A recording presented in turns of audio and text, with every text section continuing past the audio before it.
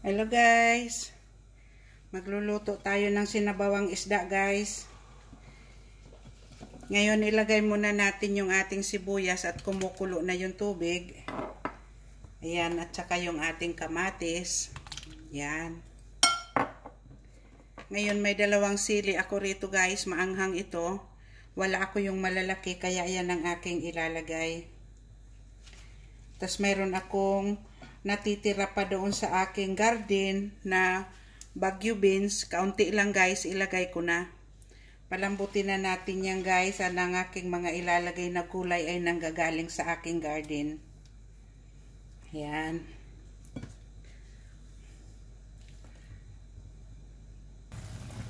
Ayan guys, kulong-kulo na yung ating tubig na mayroong sibuyas at kamatis. Ilalagay na natin yung ating piniritong makarel guys. Ayan. Lalagay na natin yung ating pritong makarel. Yan ang aking isisigang guys. Ayan.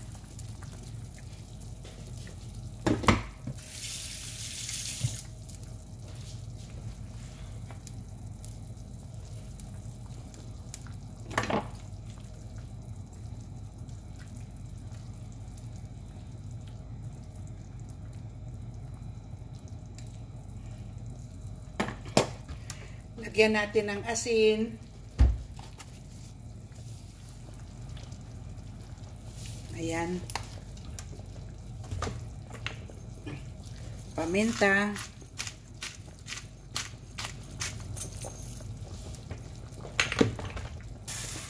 Saka natin ilagay yung dahon ng sibuyas guys.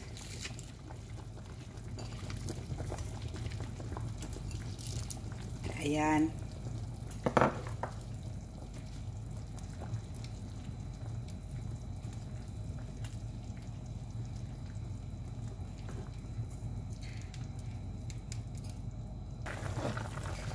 Ayan guys, ilagay na natin yung ating dahon ng pitsay na ito yung pitsay ko dito guys, aking tanim sa garden ko ito.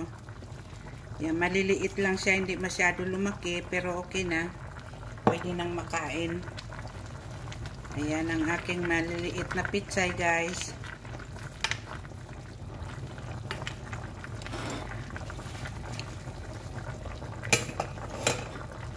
Mayroon tayo dito ng saluyot kulitis at saka dahon ng kamote, dahon ng alugbati. Pinagsama-sama ko na guys. Ito yung aking garden na tanim sa aking garden pala guys. Ayan. Pinagsama-sama ko na siya dyan. Yung dahon ng kulitis, dahon ng alugbati, dahon ng kamote. Ayan. Yan yung aking gulay na galing sa aking garden. Ayan guys.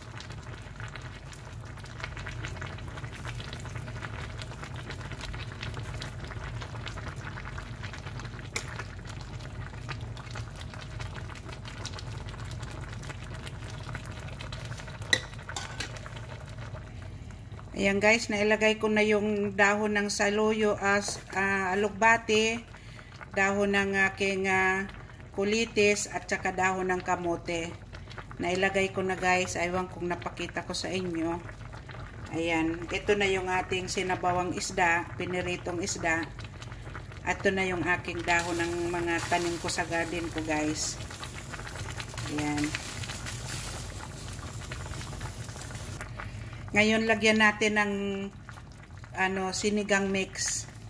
Pampaasim guys. Ayan. Kaunti lang. Ayoko na sobrang asim. Ayan guys. Ito yung aking sinabawan. Sinigang na isda. Piniritong isda.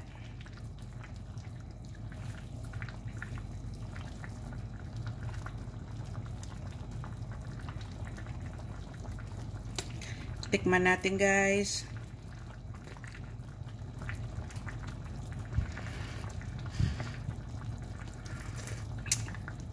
Wow, sarap guys.